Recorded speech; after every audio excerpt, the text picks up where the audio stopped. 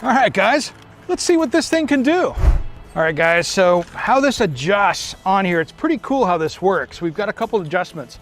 How this works is this is gonna go over the top of the gutter and latch this in with this metal bracket right here. But you have to set this up first. So we've got an adjustment here that rides on the front of the gutter. And then we have an adjustment here, which is a dial that gives us our depth depending on your ladder thickness. And so that gives us our adjustment here. So first what we're gonna do is we're gonna lock this in here. And then this is gonna go over the top here, and I'm gonna get this nice and tight. It's gonna lock in, and then I can tighten this knob down here to bring this in tight, so that way this doesn't move. And now that's locked in, this thing's not gonna slide off, and you've got a much safer situation on the ladder. And then when you're done, you take it off and you take it with you. Now, one will work, two is always better, because it'll keep both sides tied in and it's not gonna go anywhere.